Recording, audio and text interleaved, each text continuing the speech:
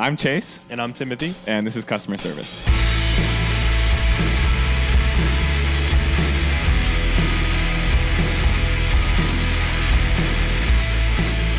Good morning, Vietnam from Boulder, Colorado. Here we are. It's warm out today. It's actually been a little bit. There's been some coughing going around. There's been some sickness going around. How are we feeling, gentlemen? I'm fine. I'm never going to get sick. Yeah, you're good. Yep. You been taking any juice shots or anything? No, just my normal stuff. Yeah, well, you've got your medley at home. I add a wellness vitamin in that's technically for Gia, but I could eat all of them. Yeah, dude. They taste so good. Is it a gummy? Yeah, they're like elderberry or something. I've eaten more than I'm supposed to because I think it's like 2, and I've popped 4 before. Yeah, those are fine. They just taste good. Yeah. It's like they're like healthy ones, you know what I mean? So like the chew on them's a little wild. Yeah, a little hard. I don't know, they hit. Great, dude. It's like when you leave out Sour Patch Kids for an evening or a week, and then you eat them, and they're nice and hard. That's how I like my candy. This is a thing. Like I noticed, my brother-in-law was talking about when I was in Japan, and obviously you had us get those. Why do you want them to be hard? Oh yeah, because that's not what I was talking about. I was saying it tastes more like when you get like a fruit bar, like a healthy fruit bar, and it's like a little. You can kind of tell it's different chunks of things molded together. Yeah. You know, I don't know. I like those extra tough gummies from Japan. They look medicinal almost. The flavor in the black package, I found out, it's soda, energy drink, and something else. So those flavors are a little freaky, you know what I mean? But then the other one that he recommended, because he goes, well, get him this. Abby got me the peach ones. Those are good. But the catch is, they're just like hard, like really chewy. Like I never had like a Starburst after it had been in the drawer for too long and thought this is this is the right flavor. I do. And like, Haribo gummies, you know how those have like quite a chew, like honest to God. Yeah. Like open the bag, set it out for like a couple weeks or a month or two. Love that. Mike and Ike's. I found some Mike and Ike's in my side table next to the bed.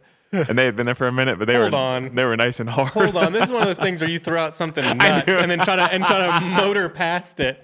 I knew it when I said, I was like, damn it. Why did you have Mike and Ike's in your side table by your bed? I was eating them one night and then just put them in there. Is it from, you know what? Actually, what realistically probably happened is my side table gets pretty messy, so my hand probably just went like push the candy in there. I can't imagine what's in that side table. Dude, I don't want to say because it's on, but like. It's got both like nothing and stuff too. You know what I mean? Yeah, I bet. Like extra little things that like I might need, like paperwork. Like in the middle of the night? like paperwork I don't know what to do with. You know what I mean? Yeah. Like if I get like an oil change or something, I'll either put it in like keeping the receipt on the oil change? I'm saying like that nature of things. You know, like let's say I were to buy like a new laptop, I'd probably put the receipt to the laptop in there. Because I don't know what else to do with it. Is it just because it was a little bit more expensive than the normal purchase, so that has to go into a drawer for a little bit? And like, I'm never going to... So yeah, that's all it is. Or like... Do you have stuff like that? Like, how long will you keep a iPhone box? Oh, I'm certain I've still got a couple. Why? No good reason. Yeah. See, it stresses Abby out that I take the iPhone out and it goes in the trash. Yeah. Like, what am I going to do with that? You know what I mean? No, but that's the way to be. And like the Marie Kondo of it, I can't watch that because the way that I am, if I get spinning on an idea, I will have nothing. I can't watch it. I can't watch it. I can't watch it. I invented Marie Kondo before she did. It's just it's called something different. You know what I mean? It's called Abby Goes Out of Town. It's called Abby's Out of Town for a week. It's like I want to see how low I can go. Yeah. That's actually one thing I really like about traveling is like, I got like nothing. And then you travel and you're like, I don't need any other stuff. I just lived for a week or two with nothing and it didn't matter. No, you don't. If you don't realize it being gone, it doesn't matter. But yeah, I can't watch that because I would take it too far and I'd end up with nothing. But it is kind of like that. You don't need to hold on to shit. You say that, but at the same time, you got this chest of drawers full of random because shit. You think and you're the gonna need garage is them. full of stuff. And we got to throw things away. We just had this discussion again where it's like, we're just going to have to go ham this spring and just really, really get rid of. This is a forever. I mean, I'm with you. I mean, but I to be fair, I'm fighting against you. Yeah. Shane and I would have a beautiful home Oh together. my God, you guys, it'd be breezy. I and wish we airy. could. Yeah, that's what we. That's yeah. There's it's really easy to clean. I know where everything is at all times. Yeah. So I'm stress free in this situation. This is Yeah. But no. Yeah, I like the hard candies. So I like a Sour Patch Kid again. Like I'm thinking Sour Patch Watermelon. If those get stale, those get extra chewy. It's good. The thing I have going right now is as I've gotten into painting and mostly doing oils, which need to be on canvases, and if they're going to be in canvases, it's better that they're on the blah blah blah. So you get these kind of bigger and bigger canvases, and I've got canvases fucking everywhere right now because I prep them all and stuff. So you can't exactly so they're all in different stages. Yeah. I've taken up. It's like a bungalow, my situation. I know the bungalow, yeah. So there's like a ledge there that's complete, that's just full of those things. And like you can knock them down really easy. So it's like a pain in the ass. Yeah. I've hung things up in all sorts of weird areas. So I've got like my own thing going. Yeah. But it's the only thing I have in this. No, and Timbo, you're so organized otherwise that like this is not even clutter. You know what I mean? So. No, I know. Yeah. It's just that and the guitars. But I'm down to 3. So. Yeah, good shit. It's light work. Those things around. I got one pedal. Sentimental pedal. Yeah. Yeah, that's it. Yeah. So, I don't know. What were we talking about? Candy, my side drawer. You were just the side drawer really got. I was like, how long will you keep a MacBook box? How long is that sticking around? I think I'm between you and Chase. You're probably in a healthy area with it. Well, like I had an issue where I opened up one of my old, dressers in my parents' house, had like everything. Yeah. And then I was like, I got to get it. But the issue is I feel like if it's such beautiful packaging, I like don't want to get rid of it immediately. I understand where you're coming from. And same thing even with like tags, like from stuff I buy here. I'm like, I want to keep the tag. Yeah. And then Sophie's like, what the fuck is that? And then throws it away for me. So she does the same thing. Me and the girls are on the same page here. I mean, if I buy shoes from here, the box is in the trash before I leave. I don't need that anymore. What am I going to do with that? I don't know. It's like, no, I think that it'll be high-end boxes. I don't care. It's all the same to me. I look at it once and go, I'll remember what that's like, and then I just throw it away. Well, what about like shoe dust bags? Gone. You know how many of those I've got? Thinking that I'm not going to get rid of this Paraboot shoe dust bag. Maybe it'd be different if I had like tons of room, but I've never had like boatloads of extra space, so I've never it's not really my style regardless. It's just sort of like if I've made the dedication that the shoe is purchased, I already thought all the things out. That's a shoe I'm now going to wear, and I'll corner myself. Yeah, no, I'm with you. Yeah. Yeah, make the decision and then you wear the shoes. Do you guys use dust bags at all though? No. Like for leather like little No. You just leave it out? All out. At most, I might use it if I'm traveling, but to be honest with you, I'll take a couple plastic bags from here and just use that and then just keep that in the suitcase, and those are. I'll also tell you, I don't think I'm necessarily taking care of stuff the best. You know what I mean? It's just the reality. Yeah. Well, I start treating stuff too precious. Next thing you know, I'm not wearing it, and that's. I think we both have kind of the same situation. Weirdly, our Venn diagram crosses here and there. It's crazy, but and so that's one of them where it's like I don't want it to be perfect in the first place. So the idea of trying to keep it perfect is not interesting to me. Then you have the disappointment when it's unperfect. You have the disappointment because I don't know. We're black and white ladies, he and I. Yeah, honestly, I mean, it's gotta be. It's either I'm wearing it into the ground or it's gotta go. Or I'm not, or I don't want it anymore. Yeah, straight up. That's why and you can look back in Discord. I've gotten rid of so much stuff. I've given you stuff, Al stuff.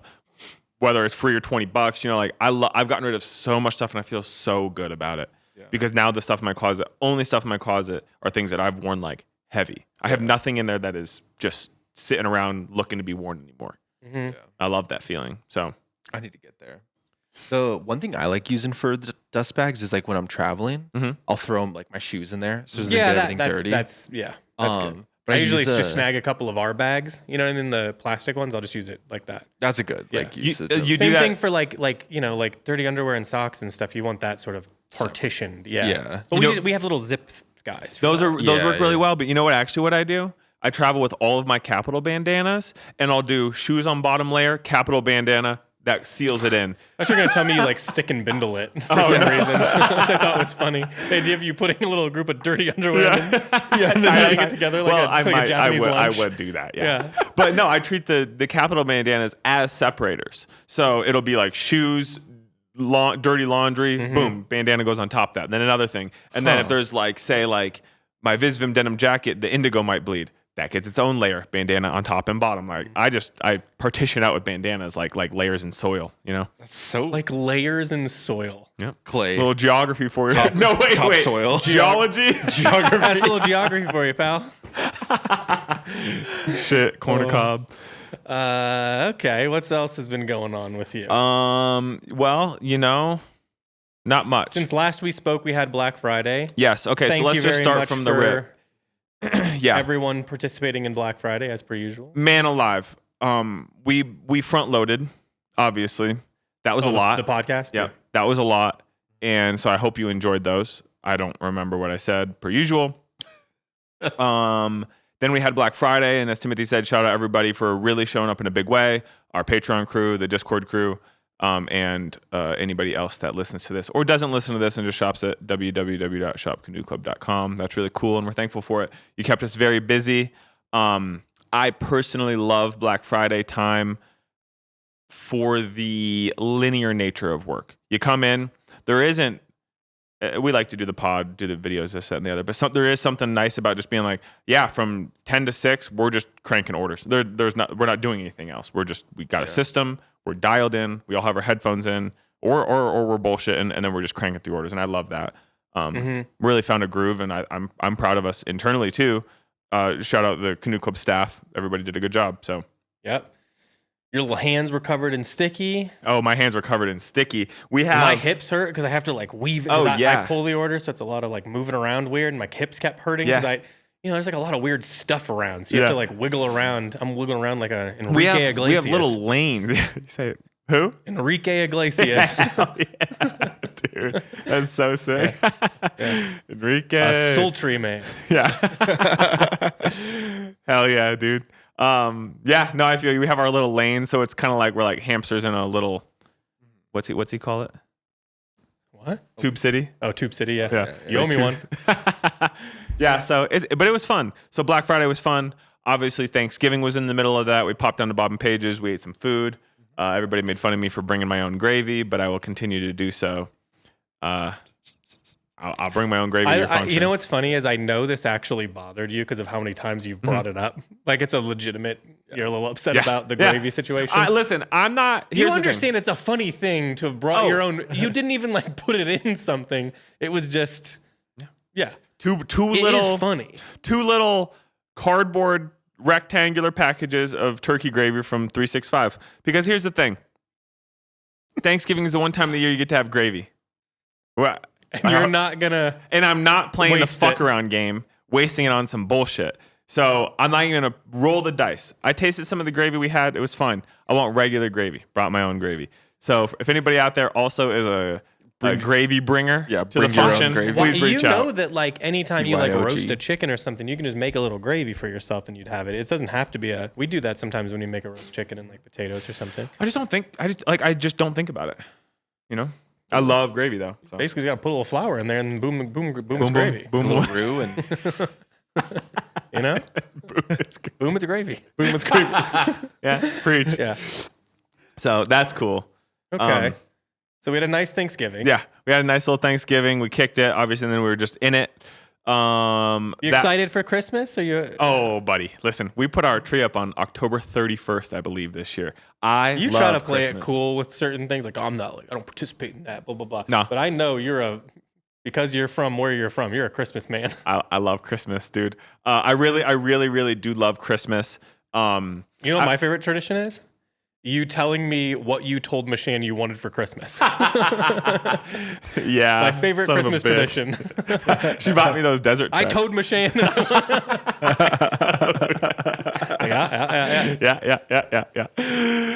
Yeah, we put our tree up, dude. We bought a couple new ornaments, both just throughout the year. We've been doing this new thing where if we're traveling, like we were in New York in August or September.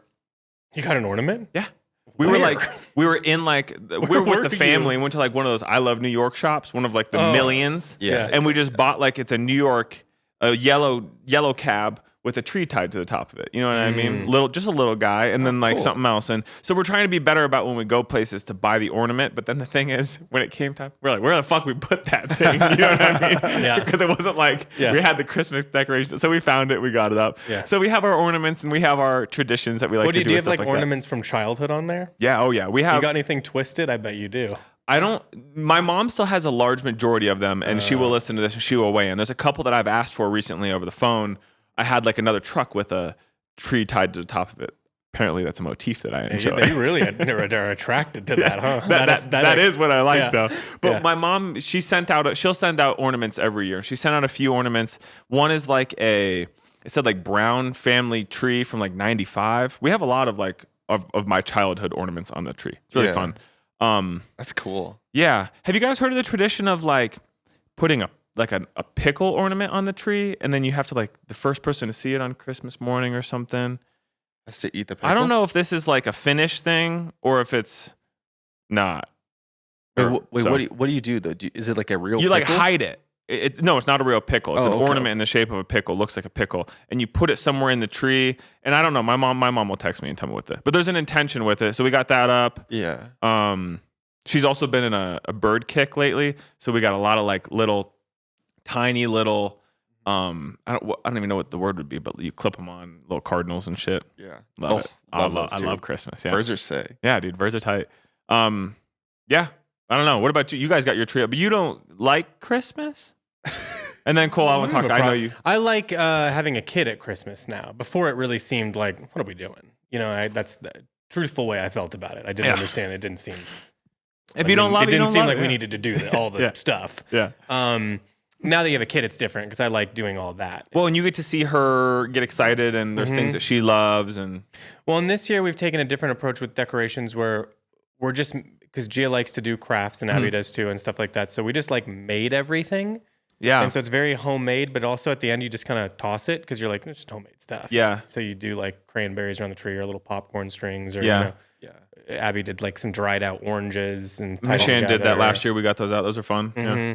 So, stuff like that. It's nice for Gia. And so I admittedly, I don't want anything for Christmas. I don't really want to like do it. I don't want to do anything. There's nothing I'm getting out of Christmas necessarily other than seeing Gia excited. So I don't think I'm. You don't enjoy the time? Like, do you like Christmas I do movies? not like this time of year, no. End of year as a business owner is not something that not makes my sense. favorite thing in the world. Yeah, I understand that. I can separate me and you from that. Yeah. It doesn't. I don't know. This just reminded me. I have one. I'm gonna whisper into the mic what I'm giving Abby for Christmas. That you'll hear too. She's not gonna listen to it. But also, we were just perusing stuff, looking for gifts and stuff for people, and I found the coolest little gift for Abby that I'm gonna buy. I'm saying this out loud so I remember to hop off this and go order it. But I'm gonna say it quietly into the mic. we get our boxes through a company, and you get freebies with your orders. And for one of the freebies, we got an Uni pizza oven, and we used it. And Abby was really stoked on getting the pizza oven. Yeah. We used it one time at Cooper's house, and we never used it again. So what I'm gonna do is clean it all up nice and rewrap it and give it to her as a gift. Yeah. So it's hitting Timbo goes kind of taking a shot at me for that one. Yeah, that one. That's me that you're hurting with that. We're gonna store that. So, but it'll be funny. But I think maybe she'll actually like to use it. I told you guys we weren't gonna use that damn pizza oven. Hate that he's right. You could just re-gift it to another person. Yeah, I mean, I don't think so. After she's what they did to it, to be honest with you. Yeah, I got. I haven't even seen it.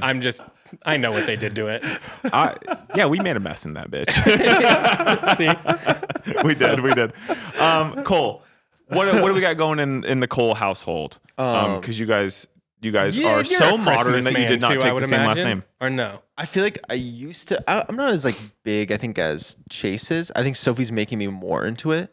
Because I would always be like, it's a celebration, like whatever, But I just love it, dude. I'm loving it more and more. But last week, Soph and I cut down a tree up in the mountains. Nice. Brought it down, did all the stuff. I love dressing the tree, even though it fucking sucks sometimes putting the lights around on a real tree, like cut down. It's an ordeal. Yeah, dude. It's not even an ordeal to do in the first place. It's the exiting of the tree that becomes psychotic. Well, and also like I don't know. We did a real tree one year, and I don't know what we did. We kept it watered. That thing crisped up, and within like a week or two, the whole bitch had become barren and was as hard as a rock, and we had pine needles everywhere. It was such a fucking mess. And then our landlord yelled at us, kind of being like, "You guys can't, spring come around.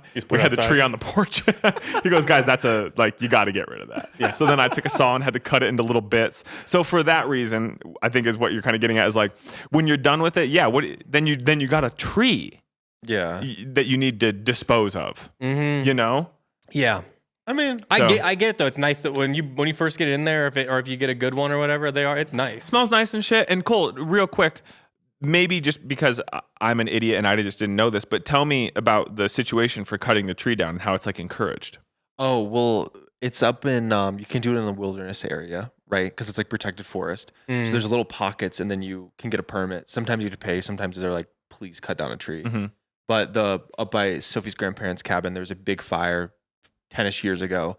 And with a fire, obviously rebirth comes. So a bunch of seeds flew from the fire to like a big area next. And it's like thousands and thousands and thousands of these small little like 60-inch trees. Mm-hmm. And they're really tight to each other. So they ask people to like, please cut ones that are tight to each other to kind of like give them air to, they can get more sun, they can grow. They're not like super thick, in the forest. And you said the closer they are is more of a fire hazard. Like, the denser it is, the more damage it would do if it were to catch on fire again or something.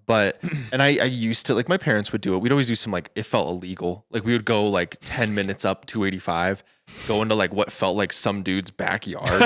And my dad would always bring like the dullest fucking blade, and he would be sitting there fucking cussing to himself, like trying to cut down this thing. Now I just use a chainsaw. I just use an electric chainsaw. You have a chainsaw? I just use the one that we have at the cabin. Cool, it's a little shorty, but I just do it that way and then do the stuff. I'm trying to think. I have a question though for you guys. Mm-hmm. So if you're a car with a tree on top of a car, I would say if I was an ornament, I would be like a piece of food. Like I have a bunch of like broccoli, sushi. I have a bunch of random like food, which makes sense. Timbo, what would you be? What kind of ornament are you? The weirdest ornament that we have, I don't know if it's out right now because, like I said, we were really doing like homemade stuff this year, so we didn't get all of them out. But there's two that I've had that are important to me. Mm-hmm. One, for some reason, when I was a kid, I don't know why I glommed onto it. My mom will know where I'm going with this. It was like a chestnut that opened, and then there was like a mouse it was like a little house for a mouse or something. No way. That's so cool. And it was really little, and I liked that. Yeah. In my adult life, I also had one that I'm not sure how I got it, but in some way, shape, or form throughout the years, I got it's from McDonald's. It's a Mayor McCheese ornament. Okay. So I always put that on the tree, and I like that. Yeah. Yeah. I don't know why they would make that an ornament or who the hell Mayor McCheese is. Was it like a Happy Meal gift or was it like but like from like the 70s. I don't know how I came up on it. So cool. Yeah. The other thing oh my God, this is it. One time I was at Goodwill in like college and I saw something incredible. It was a wood cutout of Jonathan Taylor Thomas from Home Improvement with a Santa hat on with a gift. And it was kind of like implied that it was like sexy. You know what I mean? Yeah. He's like winking. So cool. And I thought, oh, we got to have that. Yeah, that's $1. So we got to have that. Yeah. So I had that. And that was like part of like holiday decorating that I thought it was so funny. Yeah. Yeah. Every single year that brought me Christmas joy. Yeah. And wait, real quick, Jonathan Taylor Thomas, he is obviously who's the main guy? Okay. What do you mean the main guy? Who's the guy in Home Improvement? Tim Allen. That's Tim Allen. Yeah. Not Tim Allen. It's the other guy. Yeah. The one that No. You guys are all wrong. So there's Tim Allen. Yes. That's and I can picture him. Then there's Al. He was his assistant, Beard, on the show. Then there was his wife, who I forget her name. Had a crush on her when I was a kid for some reason. And then there was the oldest child, Brad.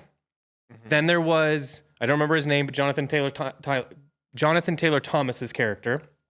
He was the heartthrob. Okay. And then there was Mark, the youngest. He's the one who went goth. Yeah. Jonathan Taylor Thomas was in the middle. He's the middle child of the Home Improvement household. I think I'm realizing that I don't know Home Improvement It was all. Randy, right? Randy. Yeah, Randy. That's his, Yeah. Randy. It's coming back to me now. Okay. Yeah. He's a big Detroit Lions fan. Like you. Yeah. That's why I asked you if you were a Home Improvement guy. Oh, well, that was a big thing. Like they would go out to dinner and he would get in trouble for being in like the back of the kitchen trying to watch the Lions game. Oh, for real? Yeah, it was like a beat to the thing. Oh, that's cool. I like that. I am a Lions fan. Shout out Jahmyr Gibbs. Also, Tim Allen. Did he not get in trouble for like smuggling Coke through Coke? Indiana. I was gonna say I thought I would have said Michigan, but I knew it was that region. Yeah. Okay. Because I've seen. Yeah. You know what? Because He I've got seen his arrested mugshot. in my like hometown for. Oh, for real? Yeah. Was it pre him being famous? Obvious. No, he's famous. He didn't need. No. That's the whole thing. Is like he didn't need the money. Wait, are you serious? Yeah, he was like a successful comedian before he got that show too. Like a stand-up. I thought it was just like him in the No. mud, just trying to make. No. Wait, That's why it was confusing. He's not in jail, is he? No. Oh, No, he's good. so That was his a long time ago. mugshot. Then he got even more successful after that. Do you know That's his what he did. mugshot? Hey, it looks great. Can you picture how he looks? I know exactly how he looks. He looks a lot like my dad. My sign painting mentor, Yeah. 1 for 1. 1 for 1. Oh, yeah. The exact same guy. I can show you a picture of my younger father versus that mugshot, and you'd also go, they have the same hair, same mustache, same sort Thick of ass vibe. mustache. Yeah. Yeah, so it's like I know exactly. So sick. Yeah. Yeah. Anyway, I don't know. Anyway, that's interesting. There yeah. was a party at my house. It was a big party. Okay, this is in college It still. was my birthday party, technically, as I'm realizing it. And someone stole that shit. They're from Anderson, Indiana. If you have my Jonathan Taylor Thomas thing and you happen to be listening, I'm not going to pay you for it. I'll fight you for it. Yeah. But I In want fact- it back. Yeah. Because I was pissed because it was around Christmas time. It must not have been for my birthday. I don't know what it was. It was around Christmas time because it was out. Or I just left it out. Yeah. And someone stole it. Was it maybe a Friendsgiving? No, we did have some of those, and I've mentioned that that's the most cursed thing I know on that. planet Earth. I don't. It wasn't during Friendsgiving. That would have been a double betrayal. But yeah, I don't know. I don't know who's got it. It's one of those Anderson kids, though. Yeah. You sons of bitches. God, dude. Shit. So that was my favorite item I had. Oh, okay. So that would be Christmas okay. item. That's what I would choose then. Yeah. That would be. I know it's not an ornament, but it's a house ornament. That's cool though. What would you be, Cole? He said. Oh, I would be like a vegetable. Oh, Yeah, a bunch of which random one? vegetables. Are you talking about like when it's an ornament and it's like a bejeweled vegetable? Yeah. Yeah. It's glittery. Yeah. and We have a shit. carrot. We have a broccoli. We have a bowl of ramen. Yeah. We have You one know of what those else too. I was saying? I was saying, Timbo, our Beams Japan Kobo keychains. Yeah. Any of those would work as an ornament, dude. Like Totally the shrimp and watermelon or the little takoyakis or whatever they are, you know. All of those would be nice as ornaments. So if you're thinking. That makes me think I have a bunch of gotchas that I wanted to drill and make a ornament out Sick. of. Yeah. Because we got some sick. We have the toast ones. I don't know. Listeners, tell me who this character is. It's a mouse that is obsessed with toast. It's a kid show in Japan, and he like steals bread. Cool. His whole premise. He's cute. So cool. Yeah, he's like adorable, and he like puts his he hides in the bread to steal the bread. So he's like eating the insides. Yeah, he's like, and there's characters like one that's like a baguette. It's like a fat rat in a baguette running around. So cool. Yeah. We need to get on that wavelength. Interesting. In America. I'm somebody that listens to this podcast knows what that Yeah, is. Yeah. You've nailed the market for figuring that out. Also, in previous episodes, I've talked about a log of meat that my mom would get around the holidays. Right? Just before we started recording, I got a text from her, and there was no context.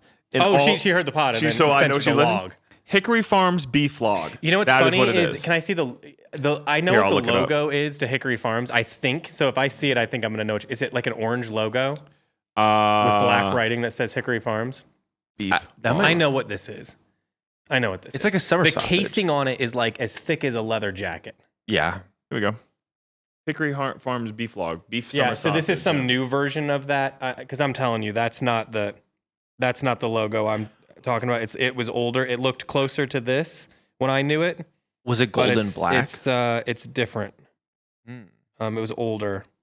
I know exactly what 'Cause we're on the same page. But comes wrapped and then you cut it into like discs almost, like the Like I size told of you, like a it's- cup holder. It's that casing that could just you could wear it in the winter. It's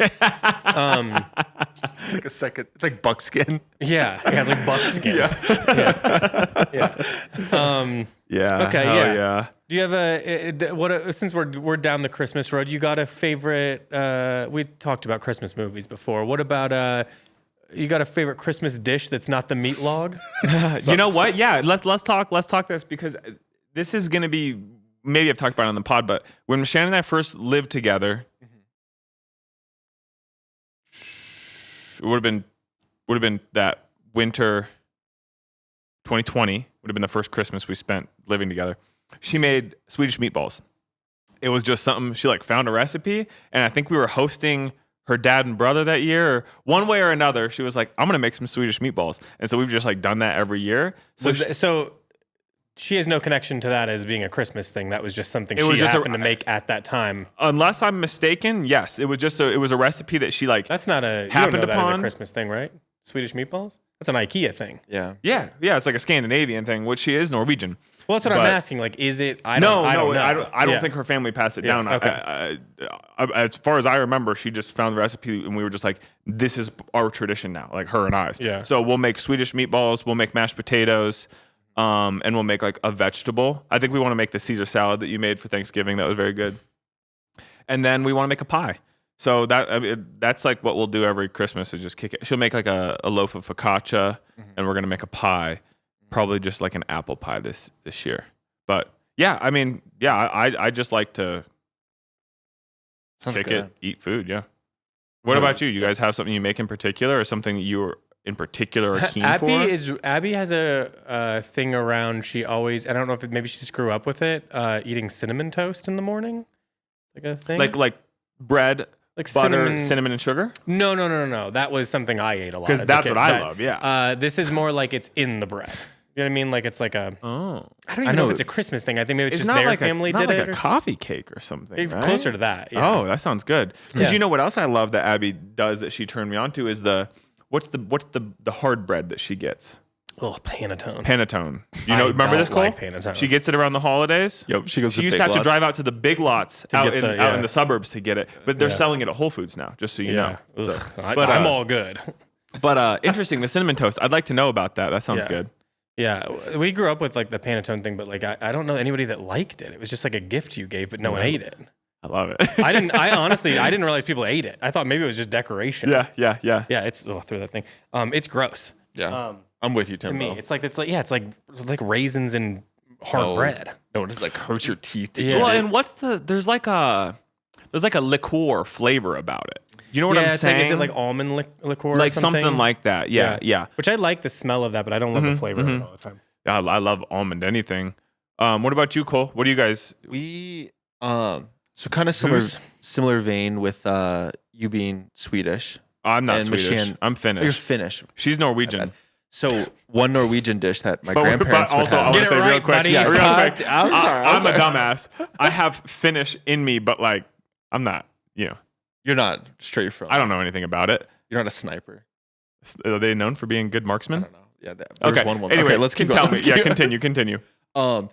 Norwegian side of my family, they have this thing. They would do it. It's called Lutefisk. It's basically a white fish, fermented in lye, smells horrible. Whoa. So, taste horrible. Before we even continue, I'm so happy you're bringing this up because, as with many things in life, Cole, you're an information guy, and the amount of times that have been like, I wonder about a thing, and I'll ask you, and you'll just know. Yeah. Like brushless versus brushed motors, and drills and shit, and the perfume conversation we had yesterday. You know about all that. Lutefisk, I've heard of this. Mm-hmm.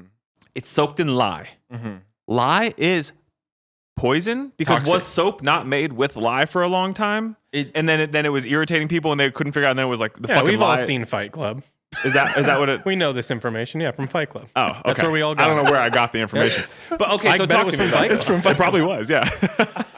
I love that, Norton. But I think it was the whole reason is probably because like they had fish. It was in the winter. They probably couldn't like store it, so they would store it in lye, which is wild. And then they just eat it with like potatoes, like a mashed loose, and then like some other shit.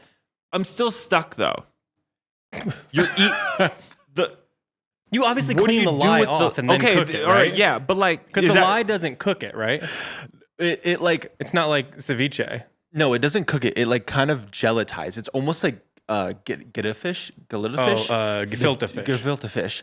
It's kind of similar. I think that is way better than lutefisk. Lutefisk has just like it's like it kind of ferments it and it kind of like sterilizes it. Obviously, since it's lye, and then you just kind of like pour it out. onto something you don't die from it. Yeah. Maybe if you ate a lot of it, you would, but I don't think anyone would. I mean, there's that. all those crazy like Feast of Seven Fish stuff that like the Italians will do with like I don't remember all the deal with each one, but there's like all sorts of crazy shit if you do it right, like the traditional way where you have to like resalt the fish and rinse the fish and do all this crazy stuff all the time. So we don't do any of that. I will say we generally do like a bronzino on Christmas I know you to sort of do, or on Christmas Eve to do like a kind of Italian nod. Bronzinos are. I love a bronzino. I'm trying to think, but that's like my mom's side. So real quick, but what do you eat it with? You said mashed potatoes and yeah, like it would usually be with like bacon, peas, mashed potatoes, like so you kind make of like a stew rich out of it. No, it's like you kind of eat it and then you like, put it over like it's like fillets and you just put it with kind of gelatinous. Yeah, I've tried it maybe twice. Can't stomach it. It sounds really gross. It's bad. Yeah, I think it's one of those things like you grow up with it. Yeah. And you kind of. So my grandpa loved it, and we were all just watching. And he's Norwegian. Yeah, my mom's like whole side of her family are purebred Norwegians. Okay, yeah. We would usually Sophie's family does the Swedish pastries, you know, the almond flavor ones. Do what are those like called? A little rollover. Yeah, Abby makes those too. Those are good. Yeah. And then usually do they taste like licorice? Is that anise or whatever? Yeah, it has like anise and almond extract. And then my dad, usually my mom and dad, big beef eaters, they would like ball out and get like a prime rib or something. Yeah. Okay, cool. But my family Abby are would love that freaks and they want it like rare, like disgustingly rare, where it's like basically like pate. And so I have so many memories of them carving it up and it's just like pure hemoglobin dripping from it. Eating like a raw piece of meat. Yeah. Listen, I didn't know until working here and Timothy being Italian, he said like Italians like notoriously cook meat well. You know what I mean? And I was like, yeah, why? Like, yeah, do it right. Cool. Thank you. That's crazy to me. Timbo, real quick. And then we can continue talking about all this, but you brought up Feast of Seven Fishes, which then got me thinking about the bear. Have you had like a proper Seven Fishes dinner and shit around Christmas? Yeah. I've had it before. And there used to be a restaurant in Chicago that we went to a couple times, like around Christmas, that did. They would have like a service did, for like that? a version of that kind of thing that was kind of cool. I mean, like some of them are good, some of it's bad. You know what I mean? Like some of it's in the vein that you're talking. I don't remember all of the things. I didn't grow up with it being a thing. Okay. My family's like Northern Italian, so it's sort of like just like a different thing. Well, you know what I mean? It's we don't. I don't have any. Well, because you said like your Abby's grandpa would eat rabbit and stuff, right? Like, isn't that like more I mean, like that more, style of like, cooking? It's like a farming. Yeah, it's like Tuscan would be closer to less that. Mediterranean. Of the sea. There's type not like things. water nearby. You know what I mean? More so it's a mountainous different and thing. shit. Yeah. Okay. So it's there wasn't a lot of stuff like that passed down that I'm aware of. At least. So, and I'm assuming a lot of it's probably gross too. So that's the other. They probably didn't make it. Yeah. Is it a set 7 fishes or is it just the matter? Do you have to have 7? It's sort of like everyone does it. There's a way that I think someone would tell you, and then another person would contradict that. This is sort of like Chicago hot dogs. Like what goes on it depends on who you talk to. You know, it's like that kind of. I don't think there's there's probably a written down version that's like the agreed upon. I don't know anyone who does that version. It tends to be an amalgamation. I'd love to try. If I ever have the opportunity to like be around an Italian family for a 7 fishes, I'd love to try that. Yeah. Or like try the leftovers or something. I did not grow up eating fish in any regard. It's still very like a new thing to me. Yeah. And so it's fish always been in general. I would say generally seafood.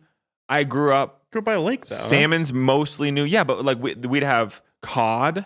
Bluegill, walleye, and walleye. Walleye is the bigger one. I caught a bunch of, but I just didn't consume a lot of fish. Like branzino, I've had branzino once in my life. We didn't either, just to be clear. Okay, no. Yeah. And the times that my mom made it, I did not like. It was like salmon, and I didn't like. Yeah, I still don't really like that. Yeah. Oh, see, I love salmon. Salmon might be like the perfect meat, like just straight up a salmon fillet. The flavor to me is like once it's there, that's all I can smell, and every bite I take just tastes like salmon. Then it just doesn't. There's something about it. It just doesn't. It hits me in the wrong parts of the mouth or something. I feel like I'm tasting it too much. Yeah. You know what I mean? Yeah, no, I feel you. I used to in college. Again, I ate some fish, but I didn't like have fish often. But I would get like frozen tilapia fillets. Sure. And then just pan fry those and eat those with like a packet of white rice. And like that shit's good, dude. Yeah. But tilapia is like basically still like good. A net zero. I don't think it gives you anything. I think it's it's like super fatty. There's always that like, where they're like, it's tilapia. Take the good with the bad. That bullshit. Yeah, but isn't fish fat good for you? Yeah, I think some. I don't know. Either way, I don't think we're gonna figure it out. I'm pro fat. Yeah. Okay. So you do the prime rib. Yeah. Abby will cook up. She doesn't commit to a routine. Abby's a good cook. I've said it. She just does her own thing. Yeah. Abby's a good cook. Yeah. So heading that way. Cool. Yeah, we're heading that way. So we got through Thanksgiving, got through Black Friday. It's like strangely warm here in Boulder, but we did get some snow, which I'm very excited about. I was worried we were going to get none. Yeah, that's about it. We got somebody pulled up here and then. This is a ridiculous looking truck. You know, it being called the a Dodge Prospector is nuts. XL. Prospector XL. He's gonna do some gold mining later in shorts. Yeah. Okay. Wait, Timothy, is that the guy that we always see walking? No. Okay. No, I don't think that's with the crazy outfits. Yeah. No. Okay. No. Okay. That his shit was no good. that guy's he's on another level. All right. Is there anything else? Any business to attend to? Yeah. Let's just go over what we've gotten basically since Black Friday. Let's do it early since it's been a while. Yeah. You know, let me pull it up too, so I have information. I'll start with things that we obviously know while you pull that up. We got one shipment of James Coward has landed. Another is on the way. They hit me yesterday that the Japan portion of the order is also ready, and I will be importing that later this afternoon. So James Coward is both here and in transit. So cool. Capital. We've got a ton of capital, a bunch of accessories, some more of the fulling wool scarves, some beanies, some jackets, bandanas, socks, the 56 yards ones. Yeah. So capital. What else, Brondo? We got full count game. Good, really solid stuff. Really kind of going quickly. I call out that I really like that kind of mohair looking flannel. Their stuff is really like when you get it in hand, you're like, wow, this is really great stuff. Feels good, and I was very surprised at the price of the flannel. It's very affordable for the hand of it. When you feel this flannel, it's special. Totally. We got Catchball. Yep. Yeah. A lot of those. So a bunch of good stuff there. That FL02, I think is what it's called. I really like that. Kind of like I don't know, kind of a hybrid of a couple different shoes, but I really like the colors and the fabrics. Almost like a gazelle, maybe? Yeah, like a gazelle and it's really cool. What have we got? Obviously James Coward we already talked about. Capital we already talked about. Oh, we got going through. CDG restock. CDG restock. Not everything, but as much as we kind of get the way they go. We did get a couple Hinokis. We never get those in. So if you're listening to this, hop on, go buy the Hinoki scent. They cancel it most of the time just because I think it's a sought after scent. Yeah. A couple like limited edition double RL pieces dropped. Mm-hmm. Those are online now. Some cool stuff there. We got Hender Scheme yesterday. Yeah. Hender Scheme will be coming. So we got some of the loafers. We got the MIP 14, i.e. the Tims. We got the Tims some are back. Gats. We got black and white Citizen Gats. trainers, some trays, a couple bags. We got couple wallets. We got some Hokas. Yep. There's a tour back. What else? I feel like I went past something else too. Hoka. A little bit of Our Legacy, some t-shirts and cardigans. Our and Legacy. stuff. Hey, also seasonal Lady White. Oh yeah, seasonal some and more. restock Lady White. So we got some white tees. Grindel's back finally. Yes. There we go. Some and rugbies. What? White rugby. White rugbies, and then we also got the Antioch jacket and the Barrington jacket. Both of those, I think people are going to be pining over. The being photographed or they'll go up soon. Yeah. Point of this release. Yeah. So I'm sure we got more stuff, but it's been a whirlwind. Was there anything? Quick question. During Black Friday, anything that's like left over that you think it was slept on? That's a good question. That's a really good question. Because I got one loaded. What is it? Wool sleepers from Lady White. Yeah. Yeah. It is funny that those aren't that is still around because I when those came in I was like, oh shit, this is a good idea. Somebody did. It's like whenever we go to Japan and you go to the hotels and you're like, fuck, these like PJs are good. You know what I mean? Yeah. And it's that thing. Yeah. Yeah. I didn't actually think about. I should get a pair. Yeah, I was really just thinking in a way that too. I can convince myself that I need them because I want them. Yeah. Mm-hmm. And then, you guys know I like to wear a full sweatsuit and shit at home, so this is a perfect iteration of that. You'll probably breathe better. Shan, I would love this. Santa. Dear Santa. You have a scroll. Thing is, I'm Santa. I'm gonna talk to her about if you've been naughty or nice. Yeah? Yeah. Middle. We'll take it. Yeah. I'm trying to think of what I think is really slept on. I mean, a lot of the things that come to mind immediately went fast. Yeah. Yeah, it's really tough. It's hard without looking over there. Oh. While you think, real quick, also Figville. We've got in the remainder of the Figville stuff. Oh, yeah. Shit's gas. Leather jacket is amazing. So cool. The Mouton Shearling, the Navy one, So we're the cool. only people with that outside of their flagship store. They told us that. That is very cool. And then another wool zip jacket that I also think is absolutely stellar. Oh, like the quarter zip? Yeah. Yeah, Or really. No. There's the fleece that's quarter zip, but then there's the wool there's jacket that's a full. Yeah. That's Price point on Figville is criminal. It's really, really, really good. So for what it is. Yeah. yeah, like truthfully so. I mean, that might be a good answer. I think that. Oh, I thought I had one. Oh, you know what I really like? I'm not sure if it's sold out or not, though, off the top of my head. Would be maybe you might be able to help me because I can't think of the name. The Lemaire pant that matched the boxy. Is it the carrot pant? In Maybe, brown yeah. and steel blue. Yes, We have them in two colors. Little belt on it. I was gonna say it's like 3/4 of the way belted, but Yeah. not all the way to the front to where it hangs out. Yeah. Belted in that you can adjust the side cinches indefinitely. I've been thinking about those. Really cool. And I've been hoping that they go to a deep, deep sale. Yeah, they're really cool. I think Selfishly. those are a little slept on. Yeah. I don't know if we still have. We still got a good amount. The blue color and they're both colors are Yeah. really, really, really nice. So I completely agree. That's a Yeah, good because there's call like a out. brown that would go really nicely with grays and stuff, and the Or blue blacks, is nice. Yep. That it's pretty versatile and unusual blue. Hey, another thing that I'm kind of spinning on and considering is the James Coward washi shirt. Oh. The brown one is that washi, so the washi will wear over time. Oh yeah. I think that I'm going to try on the biggest size because if I remember correctly, the copy would lead you to believe that it runs bigger than usual too, which is kind of what I've wanted.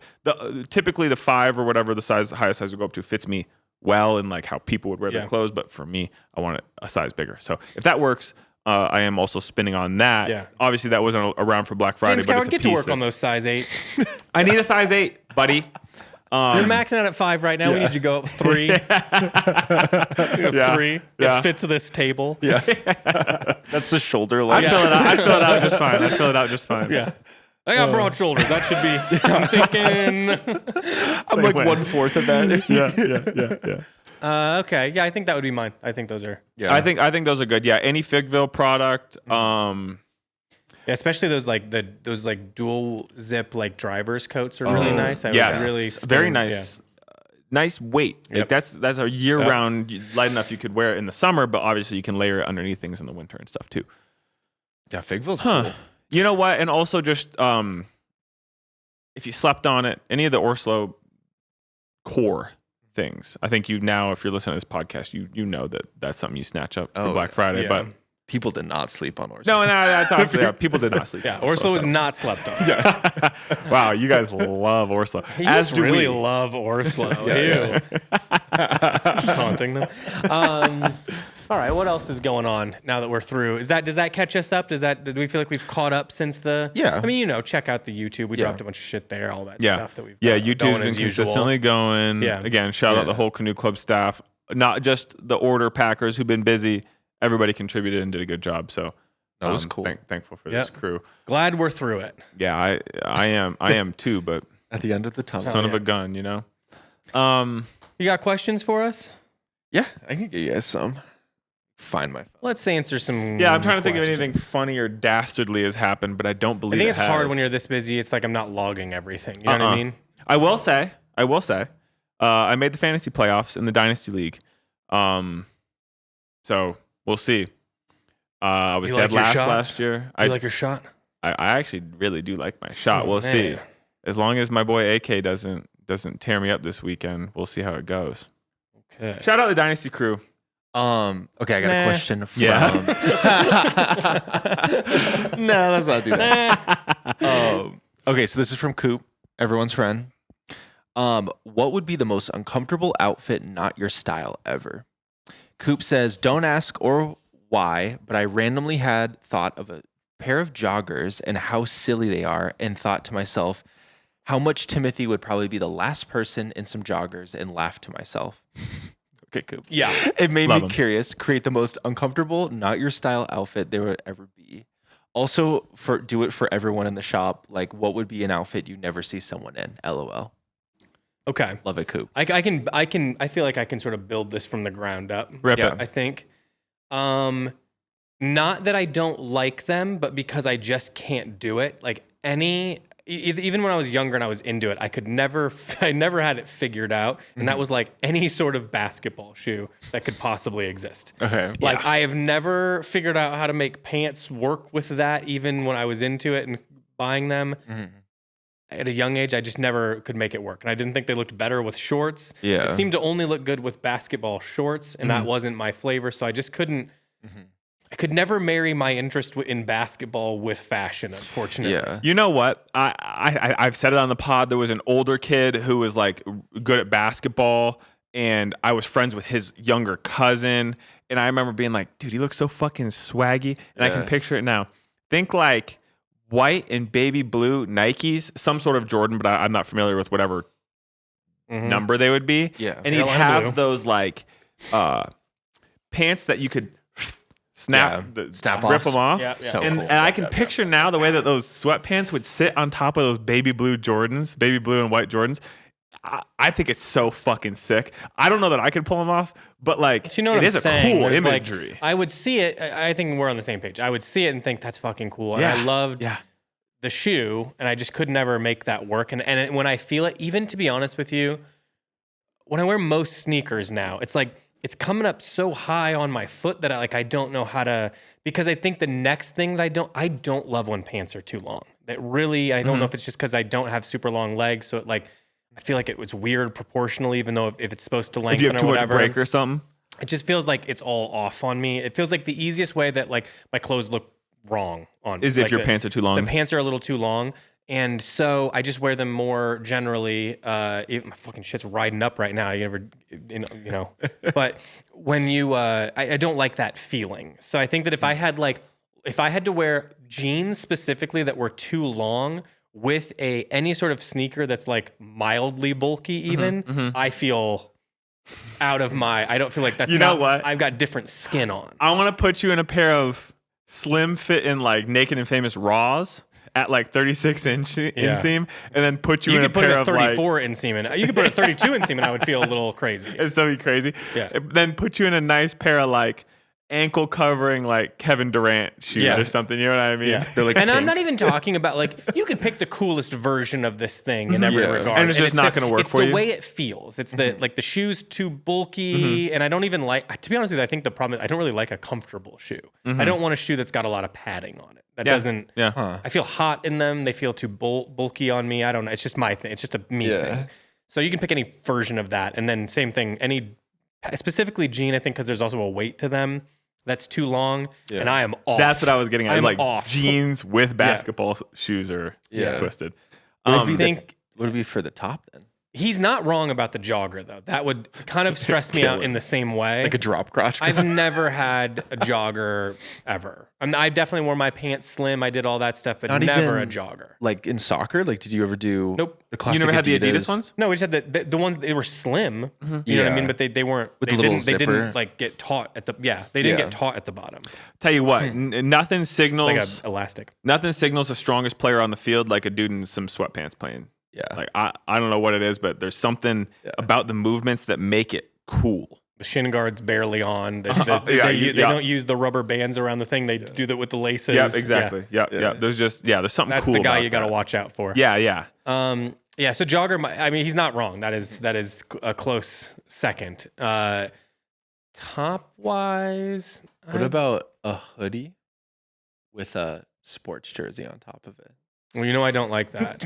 I don't care for hoodie underneath sports jersey. Because Miami like I Heat said before, jersey. it's just like it's like you think that this is it's like the decision is that one is canceling out the other, and it's like, well, it's not. You know what I mean? You still look silly in a jersey. I don't know what else. What the top? I feel like I'm more flexible on a top. Yeah, you could be. I know what it would be. Is having an undershirt on with like a pretty thin knit. You know, when you can kind of see that the undershirt, I can see where the undershirt's wrinkling through the knit. I really hate that. That makes me feel stressed out. What about like a that's- scalloped long tee? Yeah. Well, of course, I love Drop that. tee. Yeah. Imagine if he came in with a scalloped long tee. Yeah. I can't imagine Dap me something up. like Never gives me a high five. that would feel weirder. Yeah, to me. yeah, But I really don't like that, like the really thin sweater over something, or honestly any layer that you have over the top of a t-shirt that's clearly a little heavier than the thing on the top. Sure. That makes me feel really like Yeah. antsy. So that You know what would be weird too? Like a purple V-neck. like a t-shirt. Yep. You guys are really stuck on me purple wearing a V-neck. weird t-shirt. It's because that's just, we know it's something you're like Yeah. very hyper fixated on, and it would just be funny to see that. I'm telling you, in a purple V-neck, I would fuss around with that and be less stressed out and sweaty than I would be with a t-shirt that was too thick underneath a sweater that was too thin. You remember those Oral-Lee almost sheer sweaters? That would stress me out, Yeah. personally. You'd have Because to I'd just never wear have it the shirtless. or you'd have to really thin t-shirt, and I don't really have anything like that. I just think that like I just couldn't. That I've had it happen before, and it's been like out of control. Yeah. And then on the head, it would just be any sort of wool beanie because I'm clearly have some allergy, and I feel like when I get home at the end of the day, I'm like my skeleton's vibrating. Yeah. Shout out Family Mart. That's So- beanies. That would be my first kit. Which is funny because I'm thinking who that would look good on. Willie. Yeah, you could probably pull it all. Really would look I'm not great in saying I that. think any of it looks bad. I'm saying Yeah. if you were to try to trigger me that's into non-existence, those Yeah. are the items. That's Yeah. what I would do. Hey, I got a thought around you were talking sneakers, and it got me thinking. I've been loosely swishing this around a little bit. I Okay. can't remember when Air Force Ones were like the shoe. Yeah. I think 7 years ago. Yeah. Right. I think I want a pair of all black. You Or just need to mention get this this. out of your system. Yeah. You've been I've talking said it about for this. years. I've waffled on it for years. Yeah, he wants to look like he works at McDonald's. It's so bad. He wants the no skids or whatever they're called. yeah. No scuff. I think that I could pull them off. I think if you just treat them like just literally anything else, Yeah. just treat it like this. I'm wearing my black Clarks. The thing is, I want you to. I'm not going to argue with you. I think you should do it. It's I think I'm gonna try 'em. It's a $90 investment. I was gonna say like sub 100. You could probably get some for 50 at like DSW or something. Yeah. Designer Shoe Warehouse. Do you want to get some all black Babestas, and I can get my Oh yeah, Babestas? Cole was talking about Babestas today. I want to get The thing is Babestas. though, no joke, Cole. If you came in a pair of like, a little more flashy metallic mixed with a couple color Babes, it would look totally fine on you, just because of the nature in which you are. Yeah. And I mean that as a compliment. I think it'd be cool. So I'm spinning my wheels. yeah. Chase, what would be an outfit? I said straight up Rick, but we were talking yesterday that maybe Rick is the best thing for If you sent me into a Rick store with if I could have Millions of dollars. access to whatever Rick has, I could put together an outfit that I would feel comfortable in, no doubt. even like chunky mega lace Ramones. No, I would just be. That's what I'm saying.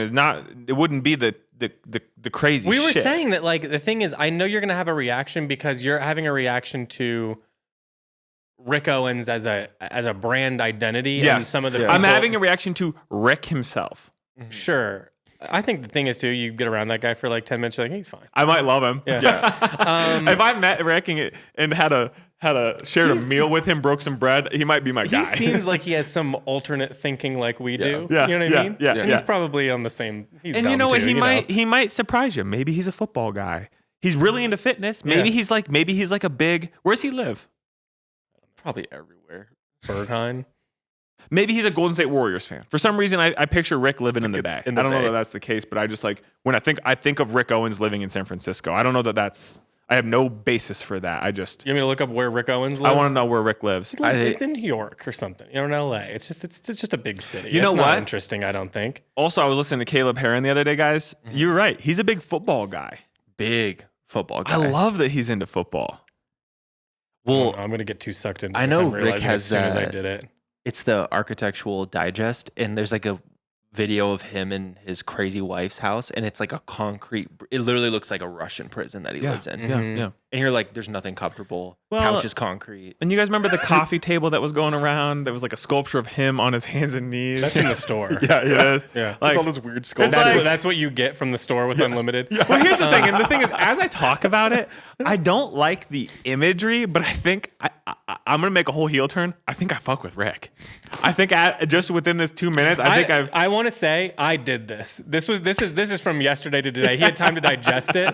And also, this is me to a T though. I've said a million times, I'm open to having my mind changed. It's Give all me some black. information. It's loose. It's kind of like techie adjacent, which isn't necessarily. It's not your thing. You like an extra pocket. Mm-hmm. Yeah. And it's Cut off. very loose. I think that I could I listen. feel like There's got to be what's modest pieces in the seasons that are borderline regular. You know what I'm saying? Like a regular black pant, and then like a button-up shirt and like a jacket. I over just top think or you something. don't know his hits. I think that I think you'd go and see it and be like, I like this. Yeah. If I did put a different label on it. I actually like. I'm not kidding. I love that I made that heel turn because he might be a cool guy.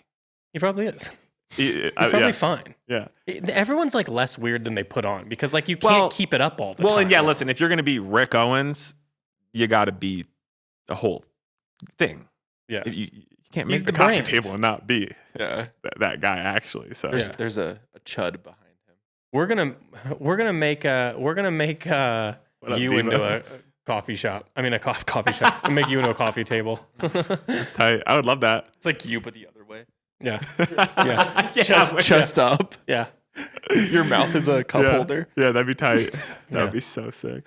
What were we talking about? We were talking about terrible Outfits. Did you do yours? No. No. You- This My should be first easy for you. goes like really slim tailoring, you know, with like Like belts and a suit shirts tucked supply in and suit. shit. Yeah. That's like the first thing that comes to mind. The dressing nice. Yeah. A pair of monk straps. Well, no, because I like. Yeah, actually, that's it. That's it. I'd rather be shoeless for the rest of my life than wear a pair of double monk straps or whatever those are. Those are abysmal. And they're we like need to move on brogued. from that as a Style society. forum guys, attack. Yeah. Yeah. Stop it. Enough with that. I don't think anyone's doing it anymore. I think that game went like a long time that's ago. like 10 years But ago. that is disgusting. I don't think our to me. listeners are going to know what that is. No. They might like it. Some They might come around because they don't have the baggage with That was a bad time. Like really like European, double monk strap and jeans and skinny super jeans. skinny. Yeah. The suit is like Argyle socks. like oh Yeah. oh Yeah. So honestly, just at this point in my life, since we're asking today, anything that's slim and tailored, in which a shirt is tucked in and a belt and that kind of thing. You know what I mean? Because also, I think I also feel charged about it because then there's all the people who are like, well, the sleeves are actually a quarter inch too short on this. It's like, oh fuck, shut up. yeah. I hate that. So that would be my answer. What about you, Cole? That's what I'm trying to think. Cole, you could rock it all, dude. Because you are a Hawaiian shirt as a person. Again, lovingly. I say all of this lovingly. But like, I don't know. You could pull a Hawaiian shirt like totally normal. I think you read relaxed enough and fun enough that it might happen. Like you in a Hawaiian shirt, I don't trust. You're doing something weird in a Hawaiian shirt. Hey, watch him. Crashing Watch out. him. Yeah. He's feel like- crazy today. If I came into work, I would be the most uncomfortable in like a morph suit. Like head to toe. That doesn't count, Cole. I just would be it's too much is out. Same thing if I was wearing like a thermal suit. Wait, like what if did I you say? wore Too like much is out. Like a morph suit. You know? Oh. Well, yeah. remember those things? That's like me being like, I don't want to wear chainmail. No, I do want to wear chainmail though. I'm really curious about chainmail as utility. Chainmail. Chainmail. What do you mean utility? What would you be using it for? As a kid, I grew up playing RuneScape, so chainmail was like cheaper than like the full metal armor situation for the upper, right? Yeah. And I remember as a kid being like, "How is this gonna protect you?" But now I see as an adult, it's literally just like bulletproof. But like if somebody were to stab you and wearing chainmail, that would still hurt. No. I'd like to see the Chainmail's more protection from slashing. slice. Yeah. And then I think armor on top is more. But chainmail stabbing. still keeps you nice and You're gonna be limber. like one of those Tumblr pictures where like the girl's got like ripped jeans on and like there's like chainmail or like weird night shit underneath. Yeah. There's like snakeskin.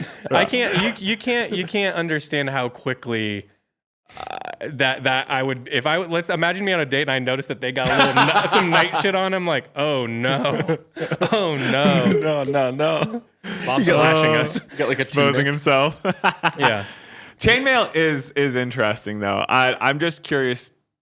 I'd like to hold it. I'd like to see what the. You know what? That's actually what it is. I found it. Sensory wise, chainmail would be a dream to me. Why? It'd be like a weighted blanket. It's like 50. Oh, I know, but it'd be like, I think it would also be like pulling the hair off your arms and stuff. You know what I mean? Yeah. Just imagine the amount of noise you'd make. Oh. Can you imagine your nipple You don't getting need to be caught? making more noise. Yeah. No. Yeah. No, it'd be No. That- Oh no. sound would like the whooshing of those pull off. You know, like we were saying, your Yeah. friend. That does drive me crazy though. Oh, that's a good point. Or like squeaky boots. Wind pants. Yeah. Oh. Yeah, that's a good point. Those are bad. Yeah. Or like, you know, like I have this problem with Converse all the time. By the end of the day, sometimes it's like, why are these motherfuckers like squeaking for some reason? You My know what I mean? Clarks do do that. that. My black pair Yeah. in particular, the heel. I don't know where it's coming from specifically. Mine's coming from Yeah. like the heel, the little That's play of the also heel. like a thing. Clothes shouldn't be making noises. No. Yeah. No. Unless you're Actually, in fact, I have a pair of my Tims, my Henderscheme Tims. Sometimes the shank. Yeah. That's the like metal Under the piece that's foot? in the middle. I'm getting it. Yeah, shank. I was gonna say shaft. No, shank. It clicks sometimes. Mm. You know what I mean? Yeah, I had a pair. It doesn't of boots happen that did always. That. Yeah. Huh. So I haven't figured out a way to like. I thought maybe if I can like step on it hard enough to bend it so that there's no play and it can't click. I don't know. You could always just break it. But yeah, soundish. I could just. Yeah. Yeah. Do a little Bane back break on it. Yeah.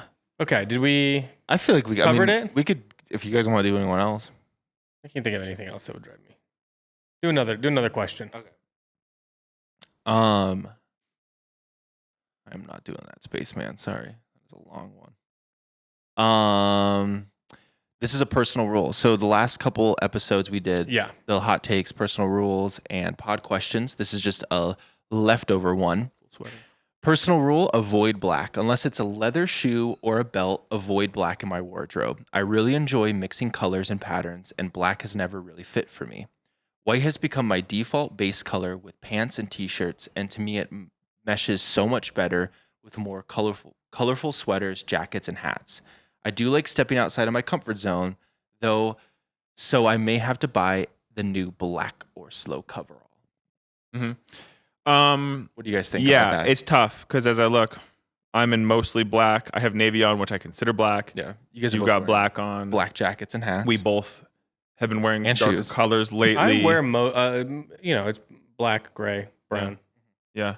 German. I've done so much, as I said earlier in the pod, I've done so much selling and swapping out pieces and rearranging my closet. And I would say if I got like 8 things this year, 7 of them are black. And I like that. I like wearing black because of all of my things. My clothing is both sensory, but I also like have weird rules, and so I like black. It's like slimming, and it makes me feel trim and sleek, and I like how I feel when I wear a darker color like black or dark navy or It's dark brown or something. Your little black dress equivalent. Exactly. Yeah. Feel sexy in that. So yeah, I don't know. I hear you. If you're a person that likes to wear color and stuff and you don't like black, I get you. You don't gotta. Don't. I don't. I would need to hear the reasoning around why black doesn't work, because I do think that there's certainly certain like there's going to be complementing colors and stuff like this. If you have fairer skin or different colored hair, like sometimes like just different color palettes are just going to suit you a little bit better personally. And I do think it's kind of like, for me, as I've said before, it's just easy to go. Color palette is like a limitation for me. Like I just go, that's an easy place to go. I just do this, and then that narrows things down. Because I think sometimes when it's like, if you're not really good at styling and really open to experimentation, and I wouldn't consider myself necessarily into that stuff as much as I appreciate it, it just sort of goes, I don't need to think about certain things because that doesn't work inside of my world.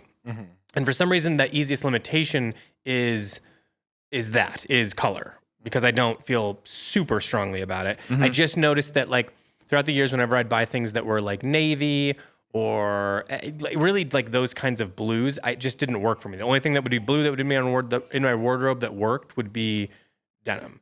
So I think that it's like, I think it's an easy place to put limitation if that's helpful to you. But I'd need to hear the reason, because black wouldn't be the one that I would draw. I think that's like an easy one for a lot of people. Yeah. And that's why a lot of people are drawn to it. Yeah. Yeah, I don't know. It just seems so simple that it's like hard for me to imagine a scenario where you It's don't. like tough to. Like that just seems like a strange one to limit. But I also understand, like, imagine you have like a lot of dogs or something like that, and it is a pain in the ass to upkeep because you have to like lint roll it and shit like that all the time. So I can understand like maybe it's like a little bit fussier technically. I don't know. At the same time, like, it doesn't really show stains and stuff like that, like so it's easier than like lighter colors. So I don't know. It's probably just personal preference, I think. Yeah. Right? Yeah, I think that's all it is. I think it's if you don't feel drawn to black, it's too jarring of a color or something, or like you're a person who, I know a lot of people who they find joy in working colors in and wearing color and having color as a part of the way they're presenting to the world. That's not my way of being.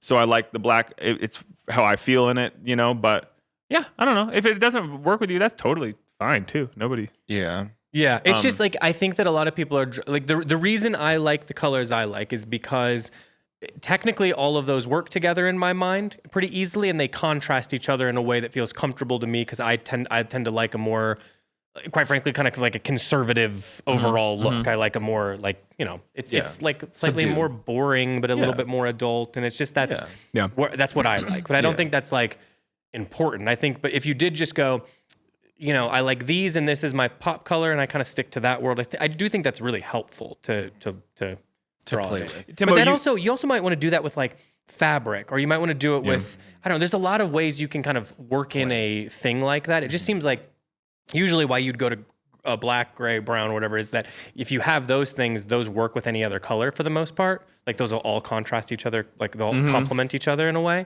So I feel like it's an easy way that if you are drawn to color, I would be somewhere in there. But I also think a good decision that you can make if you're not interested in a predominantly neutral closet is maybe just pick one of those things, like black, gray, brown, or navy.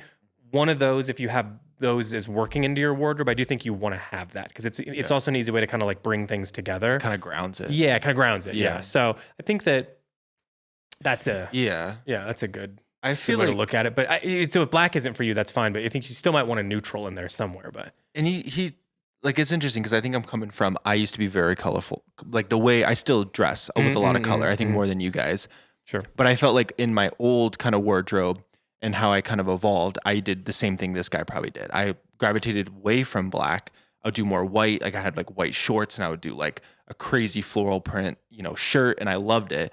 And I think the issue for me is, without having, like we were saying, the grounding factors, I look at it and I'm like, I have a lot of color. It's me. It's who I express myself. I feel like myself, but it doesn't feel balanced.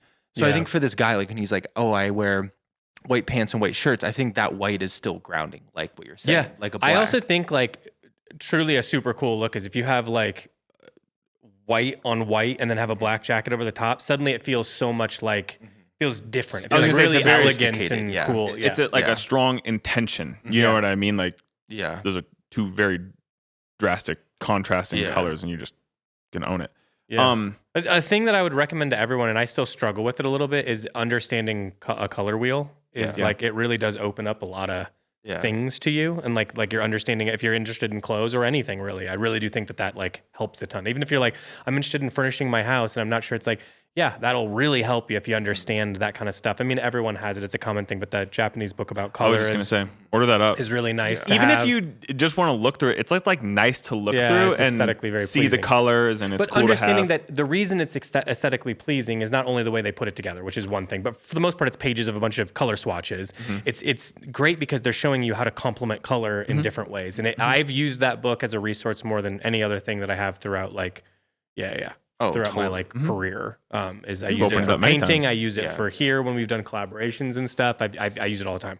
So cool. I love that you got that black Orso set though. The coverall with the dad fit painters. That's awesome. I love when you wear that. It's powerful. It's cool. But then also if you let's say you do that, it's a situation where you have like a kit where it's the top and the bottom are black. Suddenly now if you throw a red sock with that, or like a red beanie, or even just white or whatever. Suddenly, that's so much more bold. Yeah. Like I feel like it's easier to have like bold statement pieces when most things are neutral. You know what I mean? Yeah. And it shines that whatever that statement is way more. Exactly. Than having. So I'd keep that in mind, but it doesn't need to be black. It could be any neutral for that matter. But no, I like that on the subject of color. Well, dude, buy that coverall. It's awesome. Yeah, buy the coverall. Yeah. We'll do the black one. All the coveralls are awesome. No, do we still have it? He's saying. No, I don't think he said next season. Yeah, it'll be around. It's something that we'll have back. Yeah, it's a good. Let's do one more. Okay. What are your top 5 most effective ways to cope with anxiety or boredom? This is a good question, and people will like this because this is where we get like earnest. Yeah. This is, I mean, it's also a tough question in the sense that 2 things. I don't feel bored at all. I'm not a bored person. I have a lot of different hobbies. I think hobbies are really important, especially if people are listening and you're like in your late 20s, early 30s, somewhere in that thing.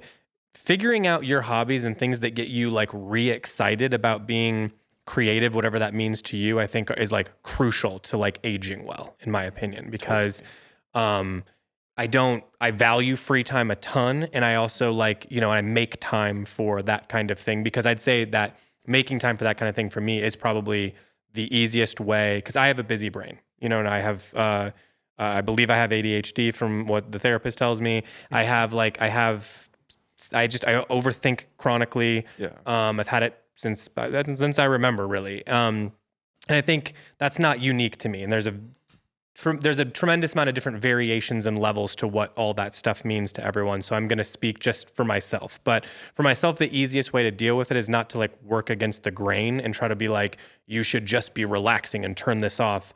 I'm not there yet, or whatever, or it's just not going to be me. So having something that you can put your brain to work on that like takes up space, but isn't you overthinking some social situation from 2 years ago or something is better, like certainly healthier, because you're using it in a constructive way. Now, is it the perfect? I don't know.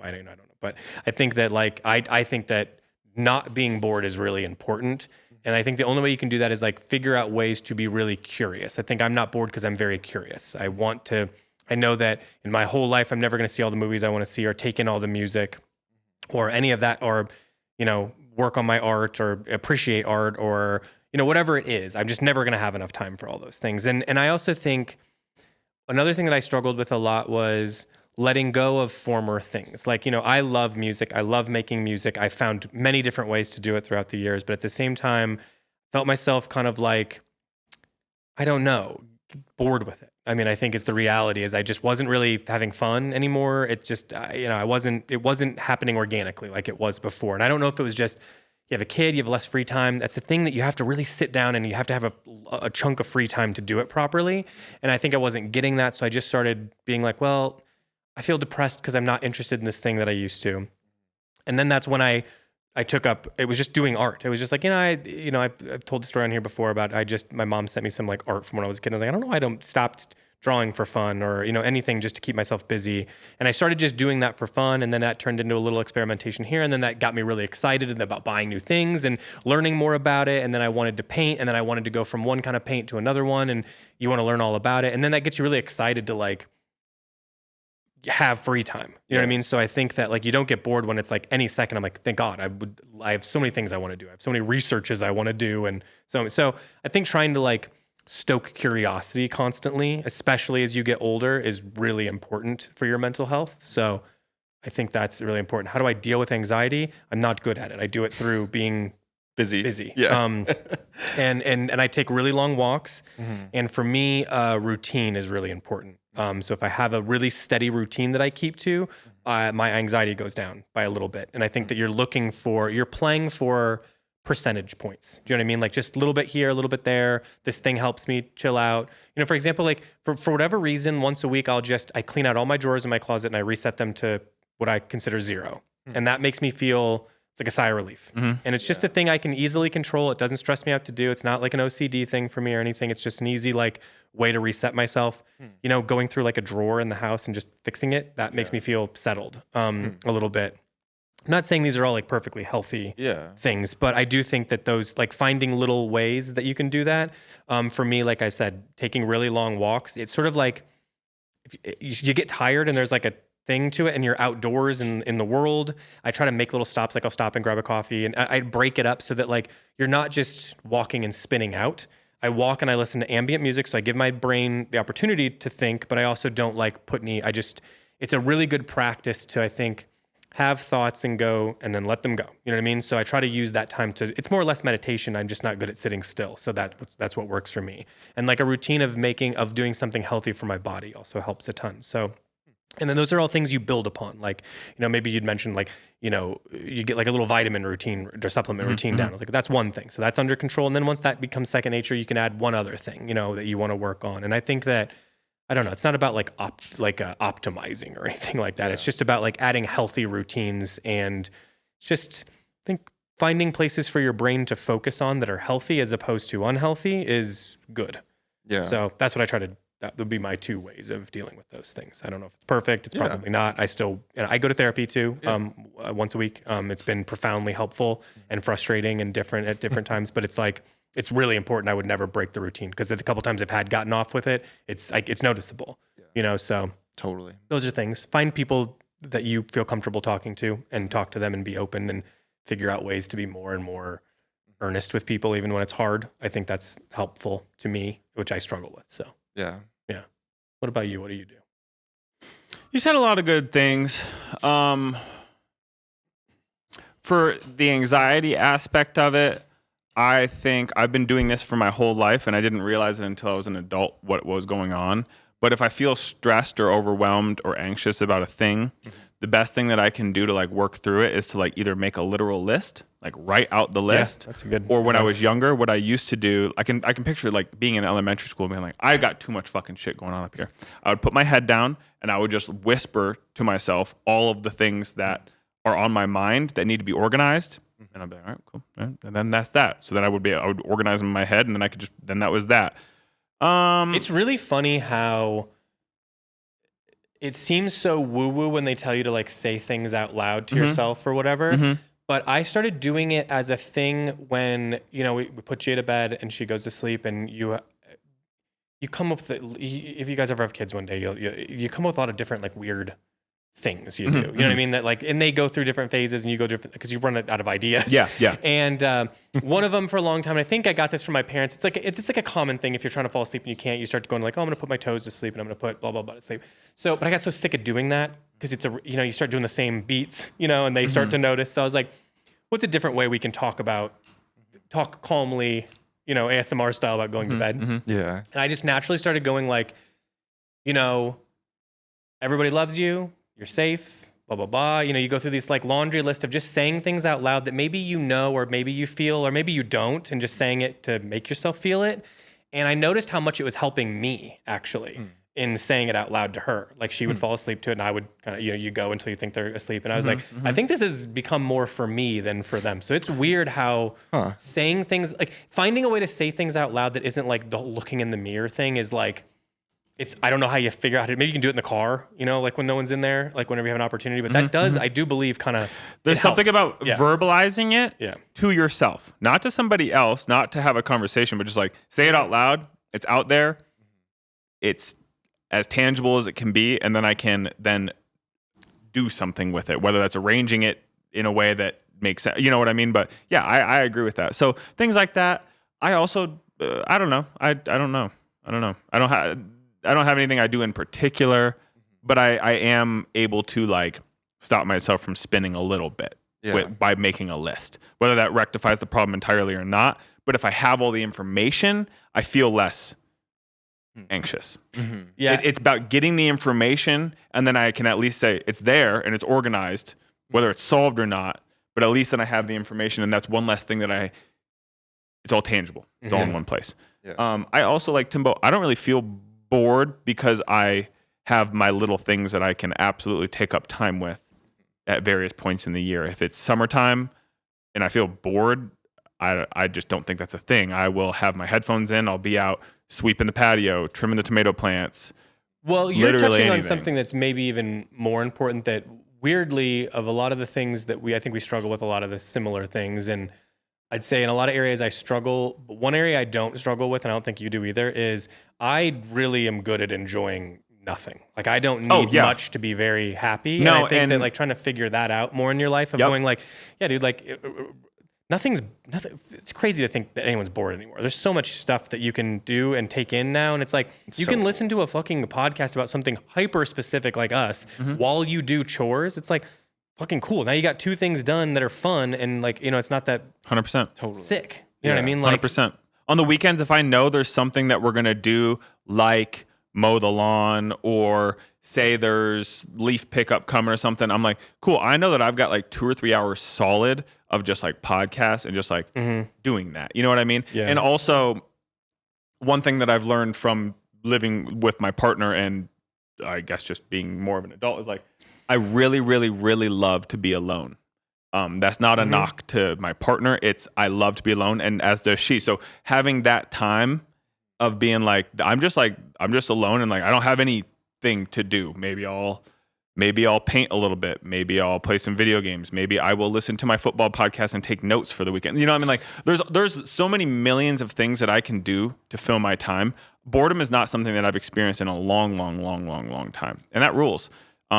but I do know people struggle with that. And I think that if you so just struggle find some stuff that excites you. Or just try something that you've wanted to try. You know what I mean? Like that was like half of it was like, when I started drawing, I immediately was like, I'm bored with this. I want it to be something I don't know about. You know what I mean? So you buy like a couple things of paint and you're like, this is exciting. And now I'm excited to do one thing and maybe that blossoms into another. Or fuck it, you throw it away and you spent $30. Who gives a shit? Yeah, you know what I mean? I'd say like, if you can find something that you're into, like it doesn't matter what it is. Like if you like, oh, I've always wanted to start cycling. Well, buy a fucking $50 bike off Craigslist and see what that feels like to drive rip around the around. block. You know what I mean? And maybe you're like, nah, it's not for me. But so it's like $50. You could, you know, that's what it costs to go to the movies these days. I mean, who cares? So like, I think that you can just like try things that you've maybe wanted to and just see how that feels. And I also understand that mental hurdle to try those things for the first time. Sucks. Because it I don't know also, how to if you're explain feeling that, down or you're feeling low, it's much easier to just be like, I'm just gonna fucking sleep for the afternoon, you know. And I've Here's what certainly I'll done say. that a bunch too. But I don't think that's the best thing you can do. I think that, you know, it's another thing that I think is important too is if you're at the rut status in there, you know what I mean? Of like, I just can't, for whatever reason, find the energy or the mental fortitude to just go do that, take that step. Deal with that then. And I think the easiest way to deal with that is if you drink a glass of water, take a shower and a quick walk, then rethink about it and then see how you feel. Because I think sometimes it's why I've made a real habit, or like on the weekends, I don't sleep in, I don't break schedule, I just get up and I start moving around and start doing stuff and start enjoying that. Like, hey, if I drive to the gym on like Saturday morning at 6:30, it's an easy drive. There's nobody out. I can listen to chill music. There's no one at the gym. It's really mellow. And I can enjoy that. That's different than normal. And then by the time I get home, I'm ready to go. I'm ready to keep, you know, I'm ready to, it's different once you've moved around or been in the world for a second. So I'd say if you're stuck in that, it's easier to change your mind about something like a shower or drinking a glass of water. Like that's an easy like first step to like just change your mind and get it like moving a little bit.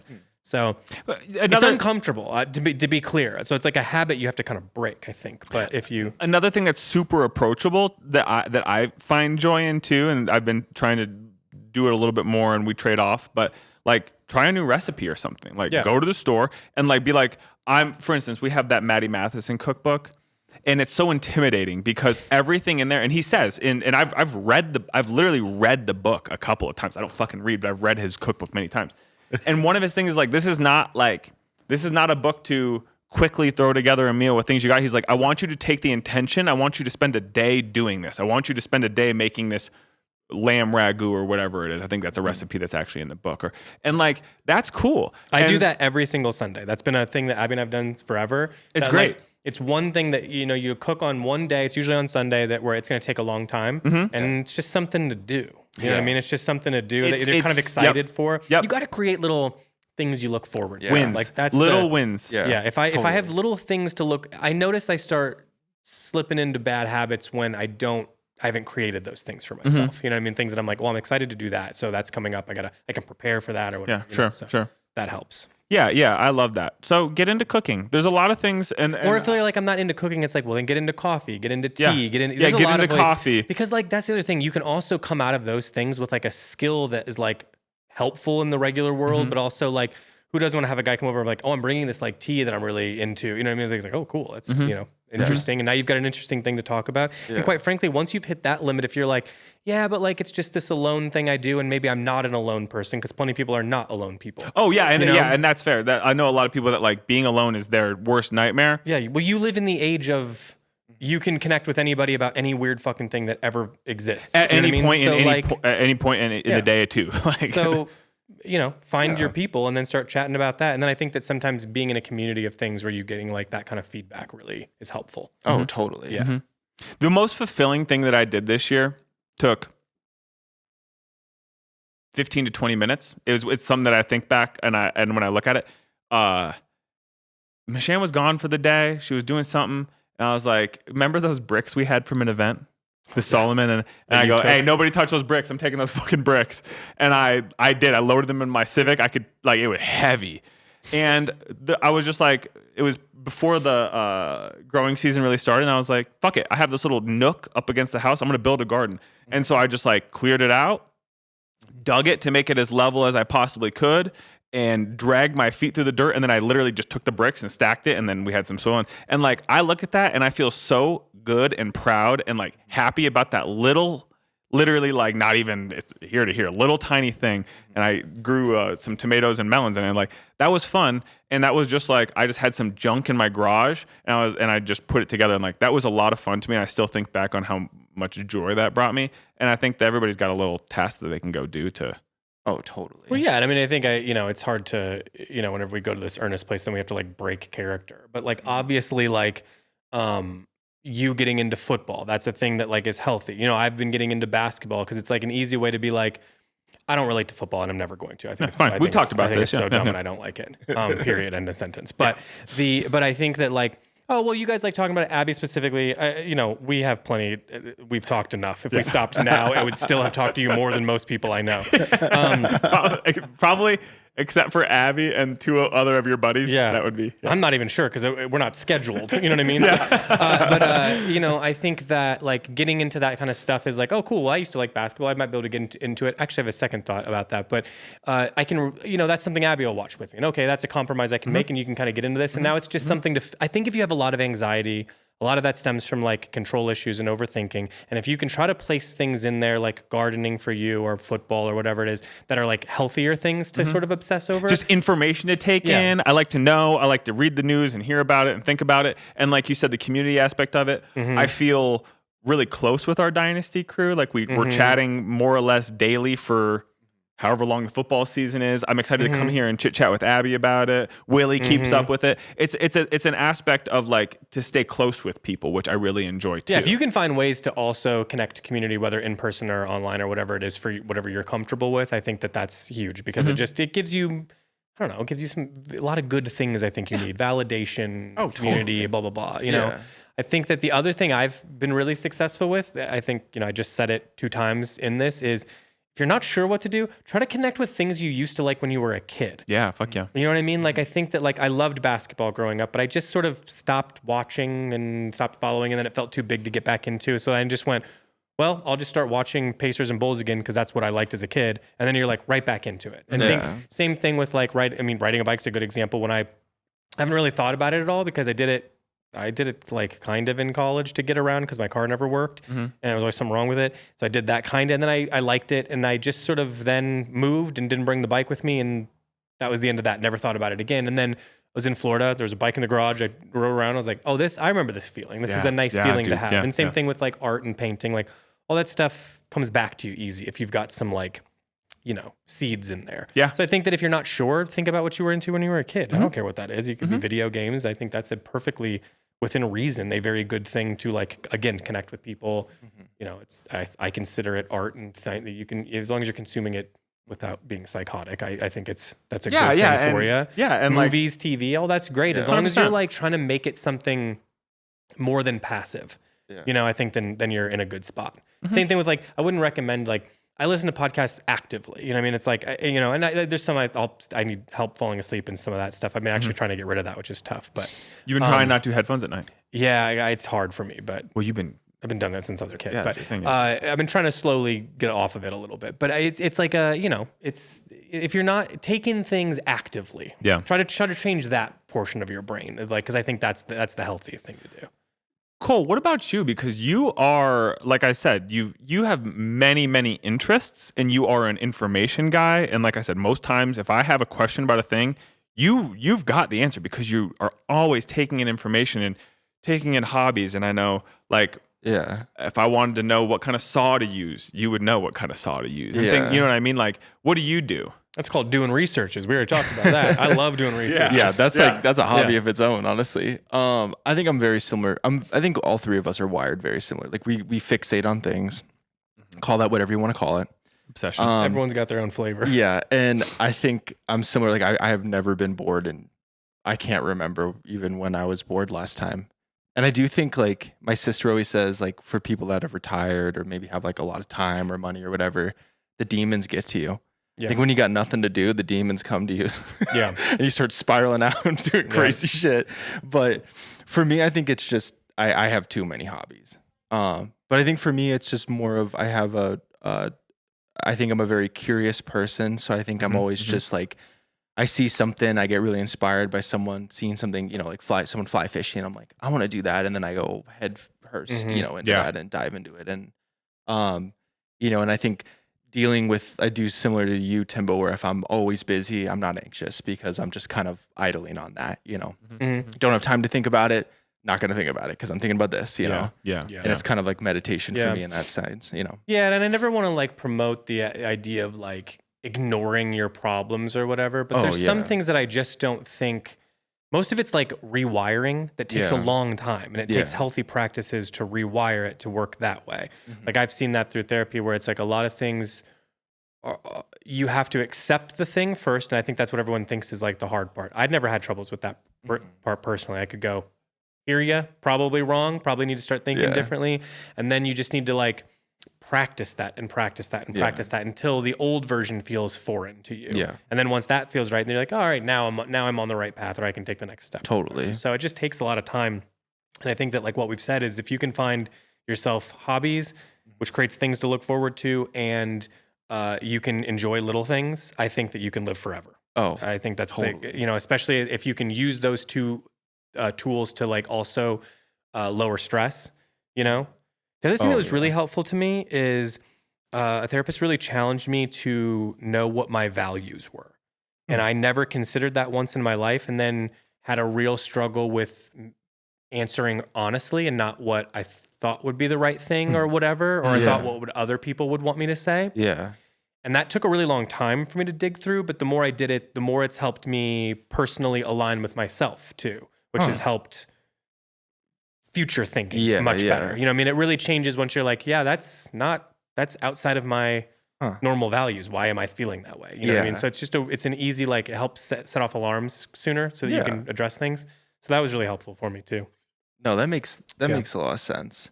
And I think going with what you're saying with the whole anxiety, like not being like, obviously if you have huge problems, you should address them. Yes. And I don't prescribe, like this is only my, like, I don't know what's right for everyone. I don't even know what methods I'm repeating back. I'm just telling you the things that like have been impactful for my personal stuff throughout the years. So maybe if you hear us, and I know that we're doing mild characters when we talk, we're just messing with each other and shit, like, but like you can obviously, you probably relate to one of us or both of us in different ways. And this feels this way, or I kind of relate to him because he talks about this kind of thing, or that he deals with this, or, you might take things away from us that are helpful. I don't know, but the best thing you can do is start small, maybe get professional help if you think that's really accessible these days. So it's findable, it's doable. So I think you don't gotta go to an office anymore. And if you need medication, then you need medication. I don't personally do it, but it's not for any like self-righteous thing. It's just my personal thing. But I don't know. I think everyone's got to deal with their own shit. But and it's also unique, even though that like we might be similar, we're all coming at it from completely different angles and dealing with different stuff and demons. And, some of those are like self-created and some of them are past traumas and, who the fuck knows what they are. But like, I think that you got to like, you got to find your own path. But I do think it's been helpful for me. People have given me advice on like, try this, you know what I mean? Try work on this for a little bit and see if it does anything for you. As many of them that haven't worked, there's been a handful that have, and the ones I've said, those are the helpful ones. So. Oh, totally. Yeah. No, I feel like everyone will find their path. And I think we should probably round up here. I think the last thing I'll say for me, that anxiety is whenever I'm feeling down or whatever, I always just think of what I have and what I'm grateful for. Yeah. And that always makes me feel Yeah, better. actually, that's You know? that's like maybe the most important thing, because I struggle with wanting, and comparing. You know, Yeah. Social media sucks and shit, but I truly believe it's less, or at least throughout my years, and I know the stuff we've talked a lot. It's like it's not about wanting; it's comparison. It's comparison. And it's hard when if you grow up certain ways, or it gets into your brain in some way that's really hard to let go of. But I do think, and maybe you'll agree, sometimes talking about that stuff out loud with people is really helpful. Yeah. Like, because it's like, oh, I don't feel. I think in those endeavors you feel alone. You know what I mean? Because you're thinking about it only yourself. You're not talking about those things because they're insecurities. You don't say them out loud. Yeah. You just think them in your head. And I think a lot of other people have the same ones. And you feel alone in it, and that really is helpful. So I think sometimes, like, if you can find somebody that you can be like open with, Yeah. Yeah, and it's also like, like you said, by saying it out loud, it's like, damn.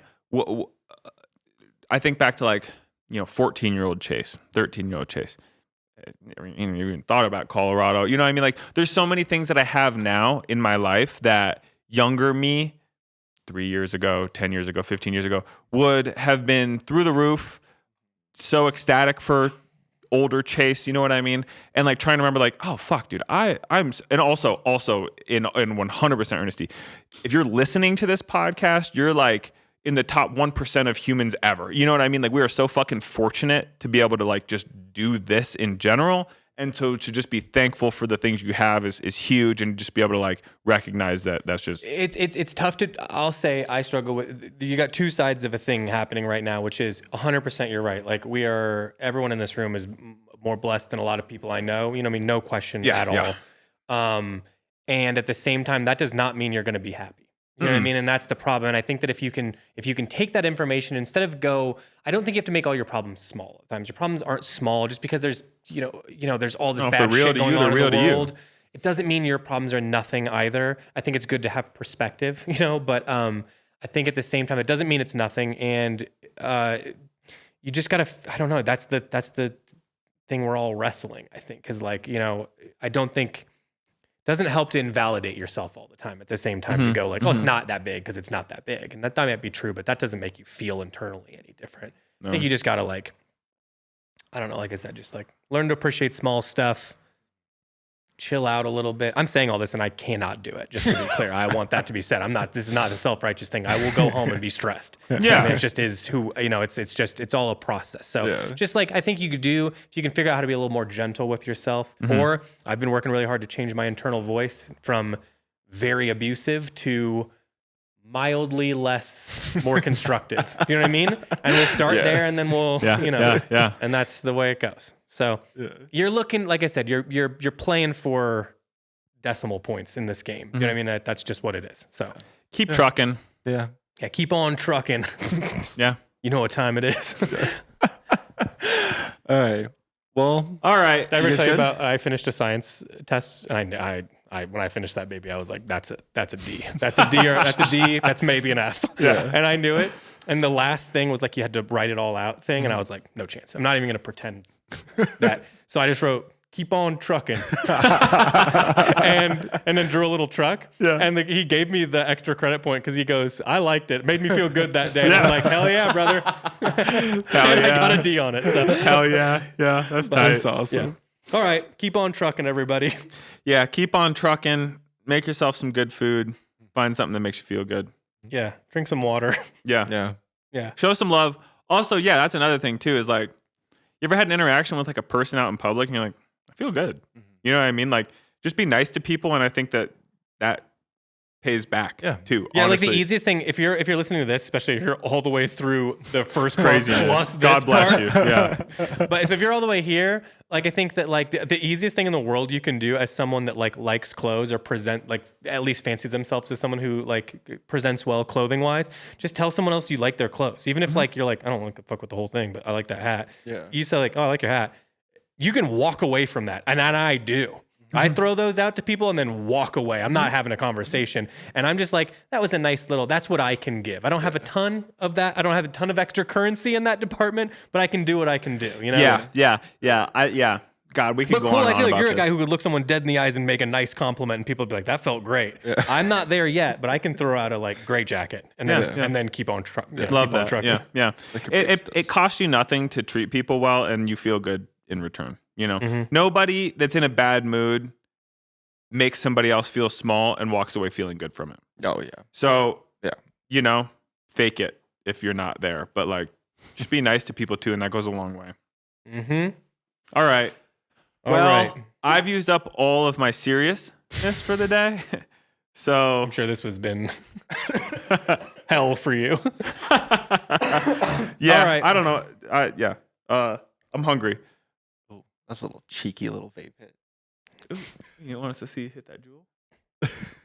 I like that we're just not finishing this. No. now. Okay. We need to go. We can ramp it back up. I can get right back into the zone if you need me to. Yeah. Okay. Don't make end it. questions. Goodbye. Bye.